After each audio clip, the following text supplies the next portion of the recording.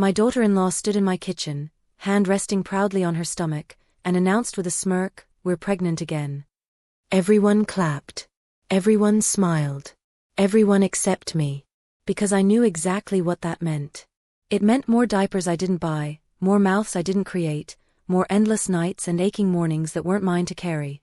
I had already raised 4 of their children while she lounged, and this time, I decided enough was enough. When I walked out that door, I wasn't just leaving their house.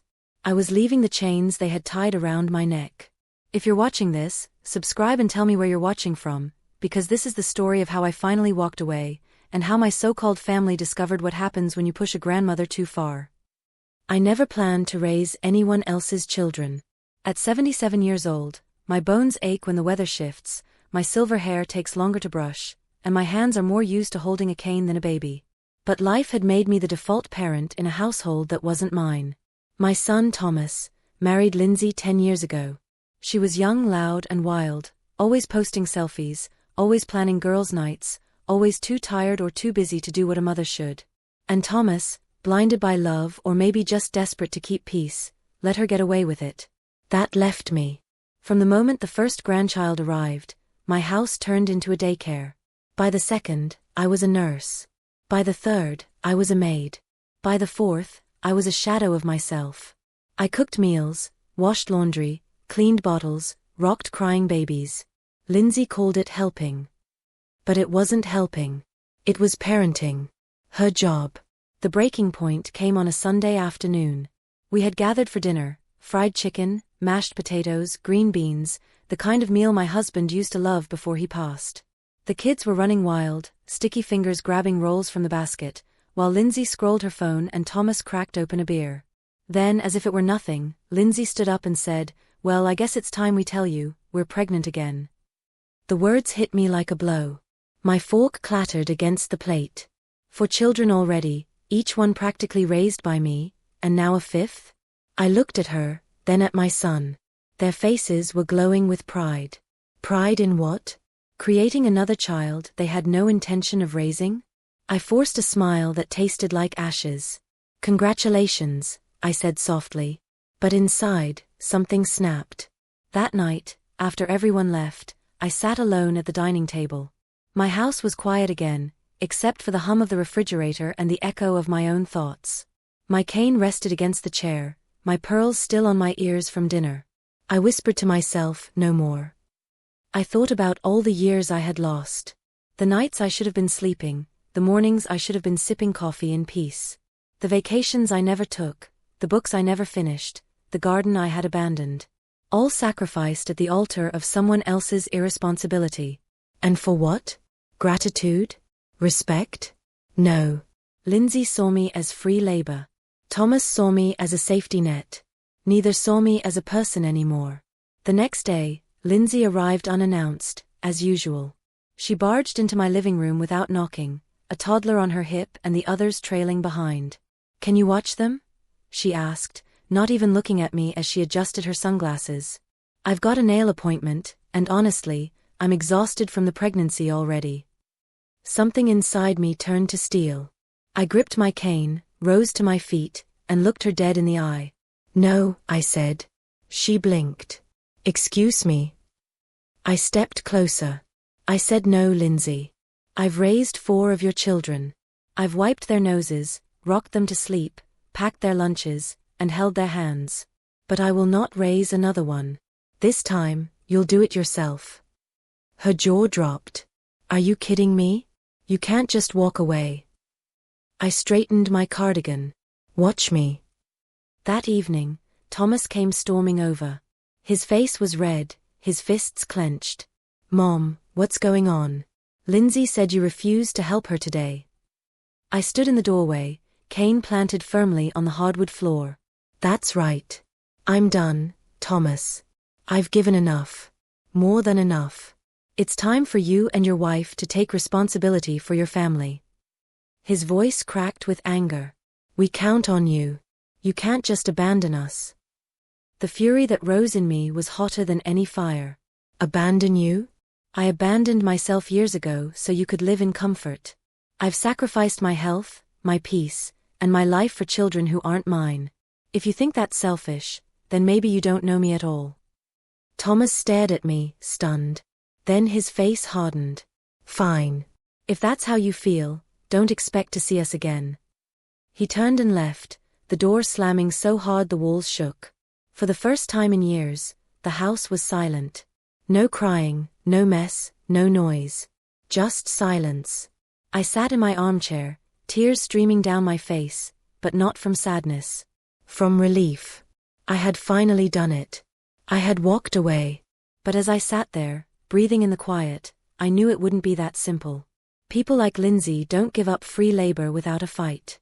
And my son? He might be blinded by her, but blood is blood, he wouldn't let this end clean. I knew there would be more battles ahead. But for the first time in a long time, I felt strong enough to face them. Because this time, I wasn't raising anyone else's children. This time, I was raising myself back up. The days after my refusal were filled with a silence I hadn't heard in years. No toddlers banging pots in my kitchen, no sticky hands tugging at my cardigan, no front door swinging open without a knock. My living room, once a battlefield of toys and crumbs, now looked like itself again. For a moment, I almost believed peace had finally come. But peace never lasts long when selfish people feel entitled to you. By the third day, my phone began to ring. Not once, not twice, but endlessly. Calls from Thomas, from Lindsay, even from numbers I didn't recognize. I didn't answer. I let it ring, the sound sharp in the quiet house. Finally, a text came through from Thomas. If you won't help us, don't expect to be part of your grandchildren's lives. I stared at those words until they blurred. My own son was holding my grandchildren hostage, using them like bargaining chips. My hands trembled, not from weakness but from anger. He thought he could scare me into obedience. He thought I'd break. But I'd raised him better, and if he had forgotten, I would remind him. 2 days later, I saw Lindsay's car pull into my driveway. The kids piled out, their little shoes crunching on the gravel, their voices echoing with laughter. My heart swelled, I wanted to run out and hug them. But then Lindsay stepped out, and her smile was poisonous. She marched up my steps, knocked once, and then pushed open the door like it still belonged to her. There you are, she said, dropping her designer bag on my sofa. She put her hands on her hips, her belly already rounding under her blouse. So let's talk. Because this stunt you're pulling? It's not going to fly. I gripped my cane tighter. It's not a stunt, Lindsay. It's a decision. My decision. And it's final. Her eyes narrowed. Do you realize what you're doing? You're turning your back on your family. On your grandchildren. My voice shook, but not from fear. No, Lindsay. I'm turning my back on being used. On being treated like a servant instead of a person. I've raised my children. I've done my part. I will not raise yours. She leaned forward, her voice dripping venom. You owe us. Those kids love you because of what you've done. You think you can just walk away now? You'll break their hearts. The words pierced me. She knew where to aim. But I steadied myself. What will break their hearts is parents who don't care enough to step up. Don't you dare put your failures on me. Her face twisted. You're unbelievable. You're old, bitter, and selfish. Maybe it's time you realized you're not as important as you think. And with that, she stormed out, slamming the door behind her. The kids, confused, followed slowly, their little faces turning back toward me with questions in their eyes. My heart ached, but I stayed rooted where I was. Because love doesn't mean letting yourself be destroyed. That night, I sat in my armchair, staring into the fire. Memories swirled in my mind, holding Thomas as a baby, promising him I'd protect him always. Watching him graduate, tears of pride in my eyes. And now, that same boy threatening me with silence. I whispered into the crackling flames, I gave you everything, Thomas. And you let her twist you into believing I owe you more. But my grief hardened into resolve. If they wanted to turn this into a battle, then I would fight in ways they never expected. The very next week, the whispers began. A friend from church pulled me aside after Sunday service. Ruth, I don't know if you've heard, but Lindsay's been telling people you abandoned the kids. That you don't care about them anymore. I felt the blood drain from my face. My reputation, everything I had built in this town, was being poisoned. She said what? I asked, my voice steady though my hands shook. She's telling anyone who'll listen, my friend whispered. That you only helped because you wanted people to think you were a saint. That now you've shown your true colors. For a moment, I thought I might faint. To be painted as selfish, when I had given everything, that was more painful than the betrayal itself. But then, as the choir sang behind us, an idea began to bloom. A seed of revenge. If Lindsay wanted to drag my name through the mud, I would make sure the whole town saw the truth. Not just what she said, but what she was hiding. That afternoon, I opened the wooden chest in my bedroom. Inside were folders I had kept for years, school bills I had paid, receipts for groceries, doctor's notes with my signature. Proof of every sacrifice I had made for those children. I spread them across the table, each one a reminder. Each one a weapon. Then I remembered the journal I had kept. Every sleepless night, every emergency pickup, every holiday ruined because Lindsay wanted to take time for herself. Pages and pages of truth. I picked up my pen, my hands steadier than they had been in years, and added one more line, this is where I stop being silent. 2 days later, I invited a few close friends to tea. They sat in my living room, the same place Lindsay had once strutted in with her announcements, and I laid the truth bare. I showed them the receipts, the bills, the journal entries. I told them how I had raised 4 children who weren't mine, how I had been used, mocked, and discarded. By the time I finished, my friends were in tears. One of them, a retired schoolteacher, leaned forward and said, "Ruth, you've been their crutch for too long. Maybe it's time to let them fall." And that's when my plan crystallized. I wasn't just going to walk away. I was going to make sure Lindsay and Thomas faced the life they had created, without me, without excuses, without a safety net. The next weekend, I went to a community fundraiser. Dozens of neighbors were there, people Lindsay had tried to poison against me. When they greeted me with wary smiles, I didn't flinch. I told my story. Calmly. Clearly. Honestly. I told them about the sleepless nights, the hospital visits, the bills.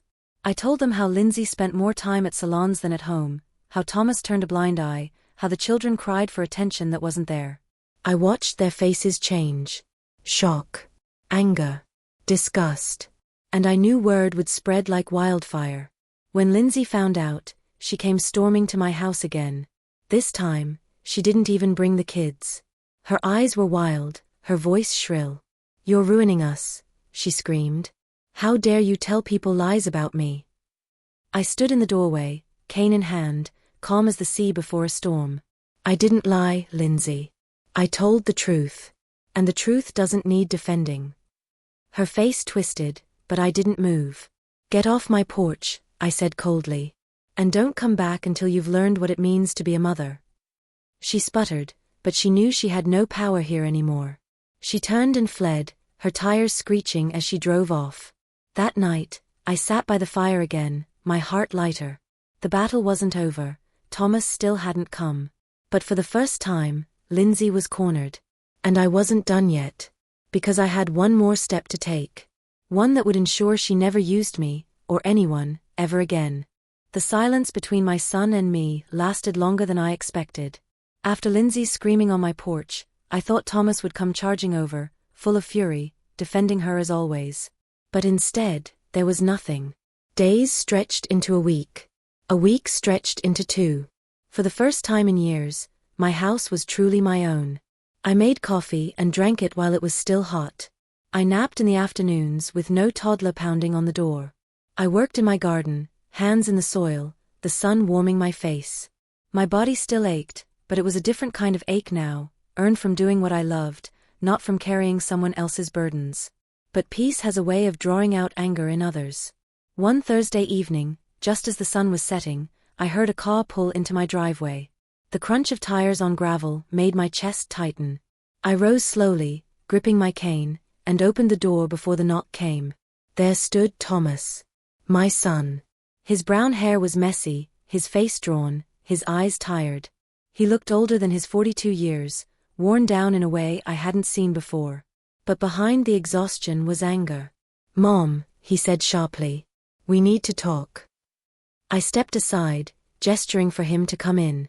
He brushed past me, his boots thudding against the hardwood, and stood in the middle of my living room like a man ready for a fight.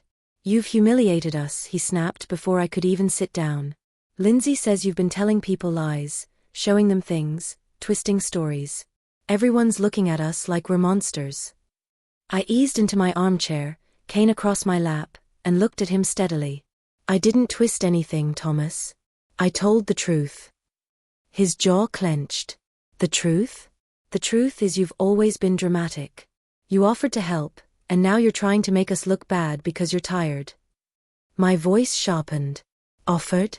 Do you remember who was in the hospital when Ethan was sick with pneumonia? Who drove him there in the middle of the night while you were working a double? Do you remember who sat up rocking Ava when she cried for hours because Lindsay wanted her beauty sleep?" "Offered? Thomas, I was forced." He flinched but didn't back down. "You could have said no any time." I leaned forward, fire burning in my chest. "No, I couldn't. Because I couldn't stand to watch those children suffer while their parents treated them like inconveniences." He went silent, staring at the floor. For a moment, I saw guilt flicker across his face. But then his pride returned. "This isn't about the kids. This is about you wanting control." I slammed my cane against the floor, the sound echoing through the house. "Control? I gave up control of my own life for you. I gave up my peace, my health, my freedom, also your children wouldn't go without. And you call that control?" The room was heavy with tension. My son's chest rose and fell rapidly, his hands balled into fists. Finally he muttered, "You don't understand. We're drowning, Mom. Bills, stress, everything. It's too much. We need you." My heart twisted. I wanted to reach out, to comfort him like I used to when he was a boy. But then I remembered Lindsay's sneer, her words, "You owe us." I straightened. "Thomas, needing help is one thing. Expecting me to live your life for you is another. I won't do it anymore." His eyes hardened again. "Then I don't know if I can forgive you." The words sliced deep. But I forced myself to hold steady. "Then don't. But one day, you'll realize who really failed you, and it wasn't me." He left without another word, the door slamming like thunder behind him. That night, I didn't cry. I thought I would, but instead I felt stronger. The more they tried to guilt me, the more I realized I was right. Still, the battle wasn't over. Because while Thomas struggled, Lindsay schemed. Within days, rumors began to swirl. At the grocery store, I overheard two women whispering by the produce section. "They say Ruth's losing it. Can't handle the kids anymore." "Really?" "I heard she abandoned them completely. Poor things." I gripped the cart so tightly my knuckles turned white. Lindsay was poisoning the town again. But this time, I didn't just stew in silence. This time, I was ready. The next Sunday, after church, I stood up before the congregation. My cane steady, my voice clear. "I know some of you have heard things about me," I began. "That I've abandoned my grandchildren. That I'm selfish. That I don't care. But let me tell you the truth." I told them everything. About the nights I spent in hospitals. About the bills I paid with money meant for my retirement. About the 4 children I had practically raised while their mother chased leisure. I didn't shout. I didn't accuse. I simply told the truth, with tears in my eyes and my voice steady as stone. When I finished, the church was silent. Then, slowly, people began to nod. Murmurs of support filled the room. A woman stood up and said, "We see you, Ruth. We know the kind of grandmother you are." And in that moment, I knew Lindsay's lies were unraveling. That afternoon, I sat on my porch, watching the sun dip low. For the first time, I felt the town on my side. Not as a burdened old woman, but as someone who had given everything and finally said no. But I wasn't done. Because revenge wasn't just about clearing my name. It was about making sure Lindsay and Thomas had no choice but to step up as parents. So I began to plan. I pulled out every receipt, every bill, every journal entry again. This time, I didn't just organize them, I copied them. I built a file thick with proof of neglect, irresponsibility, and my endless sacrifice. And I knew exactly where it needed to go. The courthouse. If Lindsay and Thomas wanted to play dirty, I'd go higher.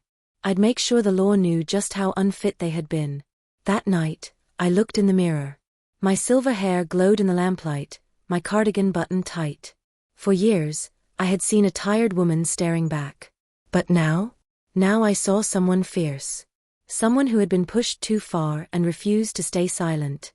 I whispered to my reflection, "This time, I'll win."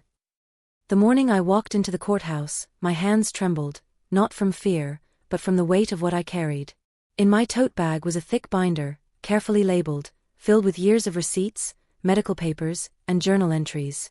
Every sleepless night, every unpaid bill I covered, every moment I was forced into being the mother my daughter-in-law refused to be, it was all there. I wore my best navy cardigan over a cream blouse, pearls at my ears, hair combed back neat. My cane tapped steady on the courthouse steps as I entered. People turned their heads, neighbors, old friends, even strangers who had heard whispers of the drama. Some looked at me with pity, others with admiration. I ignored them all. I was here for one reason, to show the world who really abandoned whom. Inside, the air was cold, the walls too white, and the fluorescent lights hummed. I sat at the back of the waiting area, binder on my lap, while my heart thudded. I wasn't the plaintiff, not yet.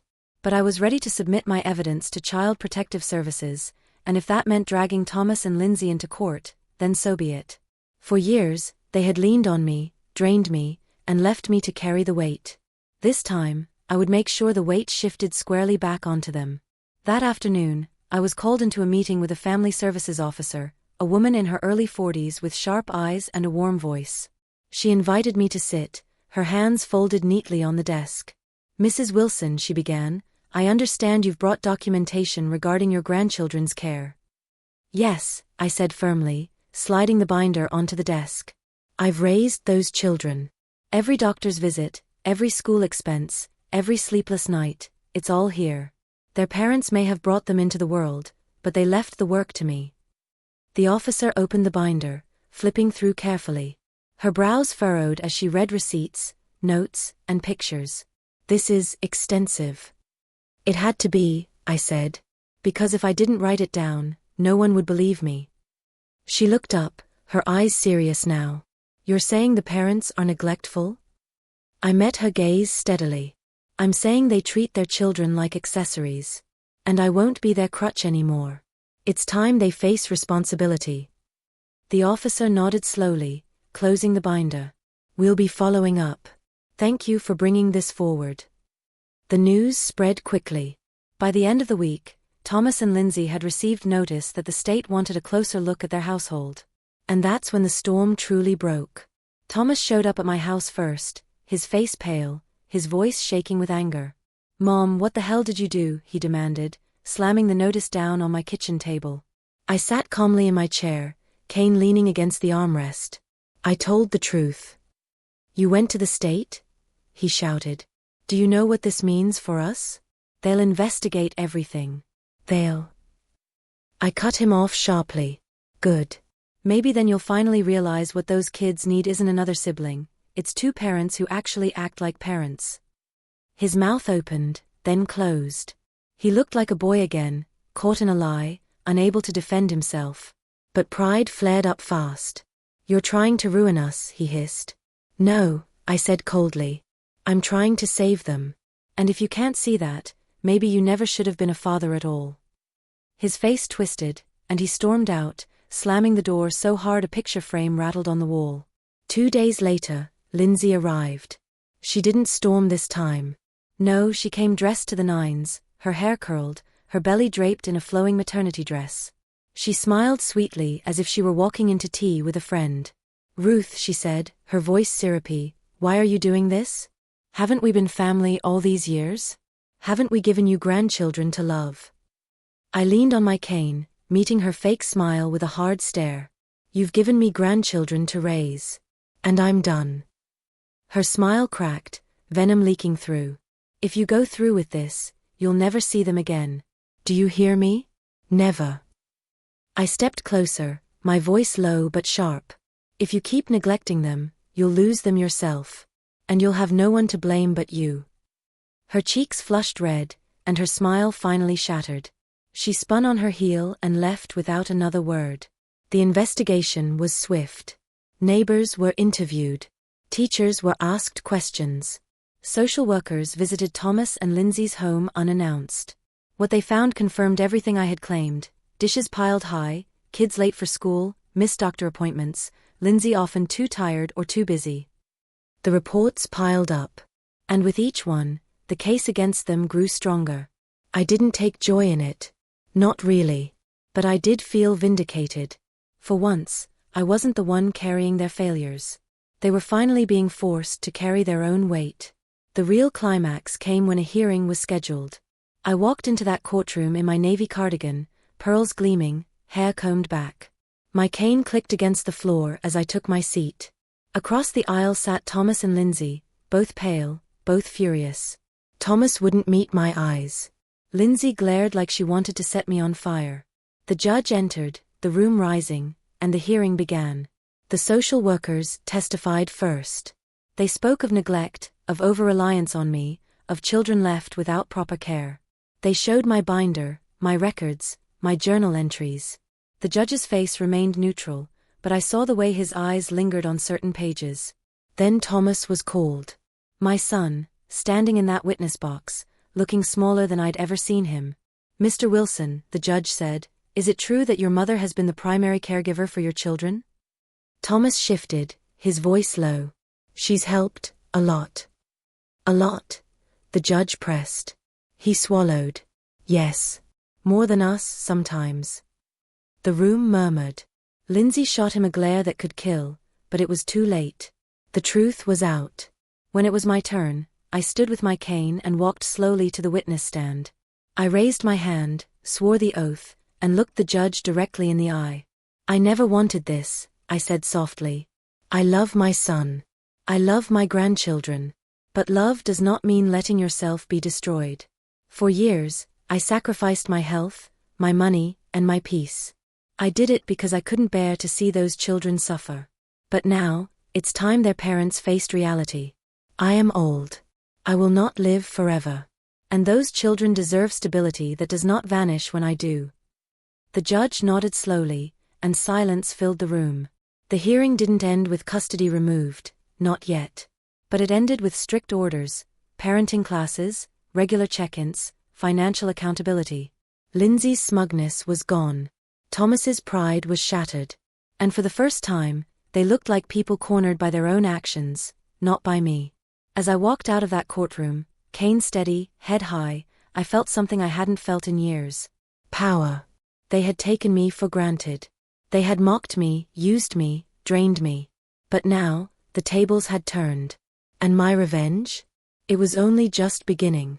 The courthouse hearing had ended, but the battle was far from over. Thomas and Lindsay were placed under strict supervision, parenting classes, financial accountability, and mandatory follow-ups from social services. For most people, that would have been enough to wake them up. But not Lindsay. Instead of changing, she doubled down. She complained loudly in public, painted herself as a victim, and whispered venom into anyone's ear willing to listen.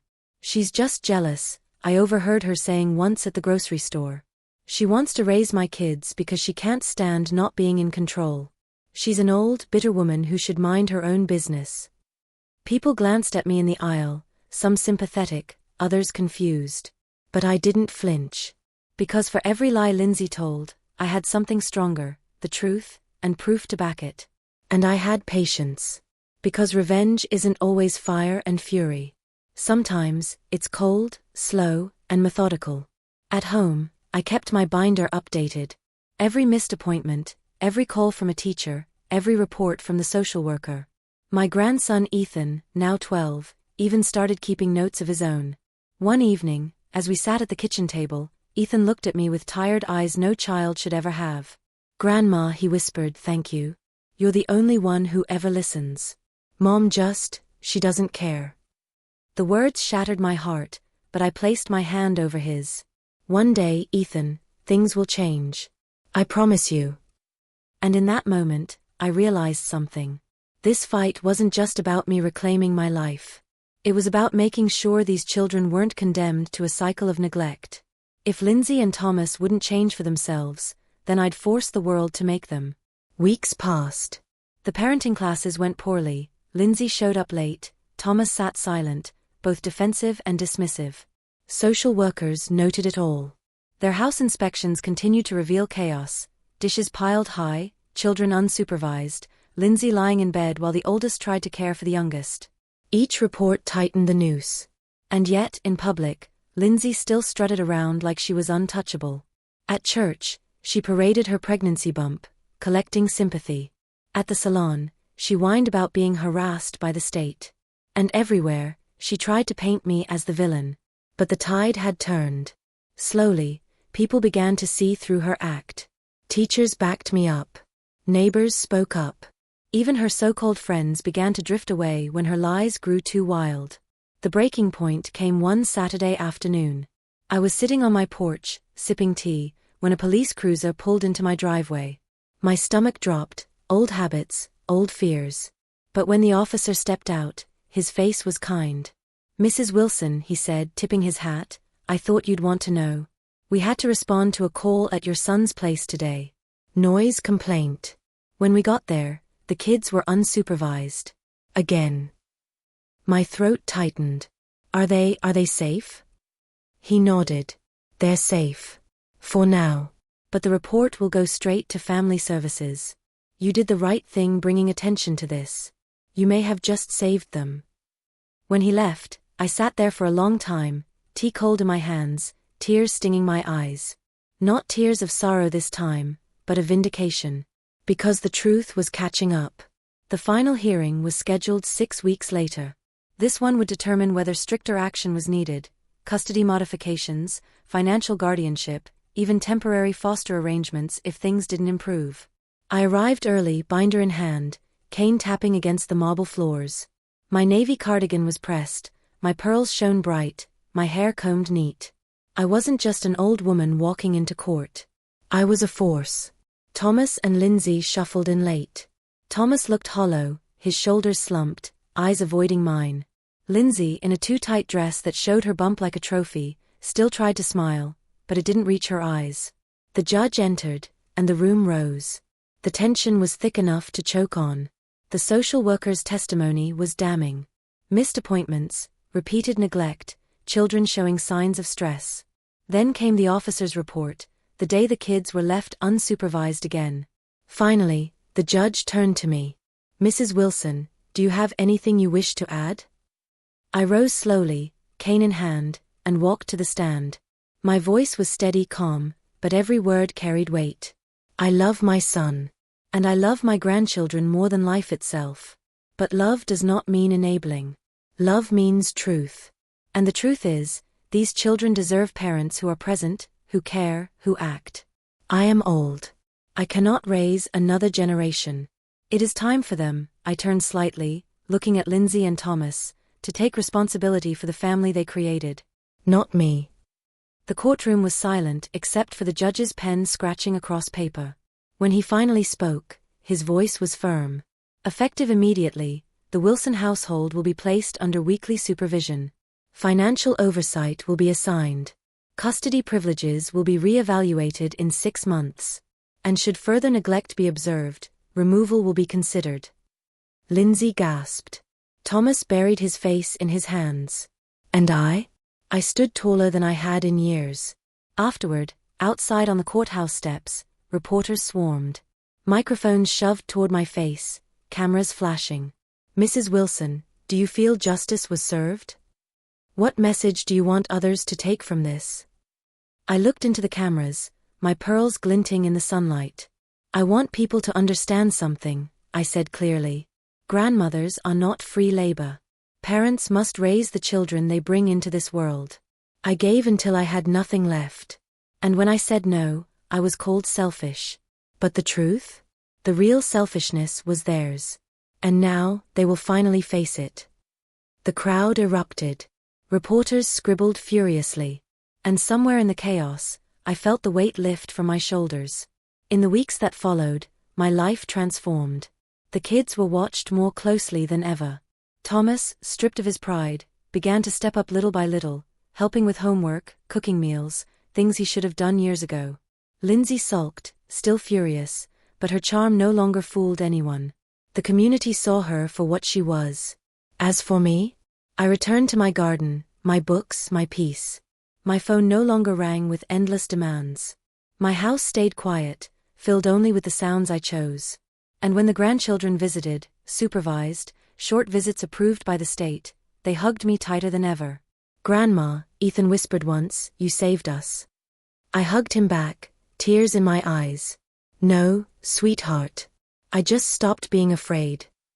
One evening, I sat by the fire, cardigan wrapped around my shoulders, Kane resting beside me. I thought of the years I'd lost, the battles I'd fought, the strength I had found in the ruins. I whispered into the flames, I walked away. And it saved us all. And I knew then, revenge hadn't just been about making them pay. It had been about reclaiming my life, my dignity, and my peace. They thought I was weak. They thought I'd never leave. But when I finally did, the whole world saw the truth. And the truth set me free.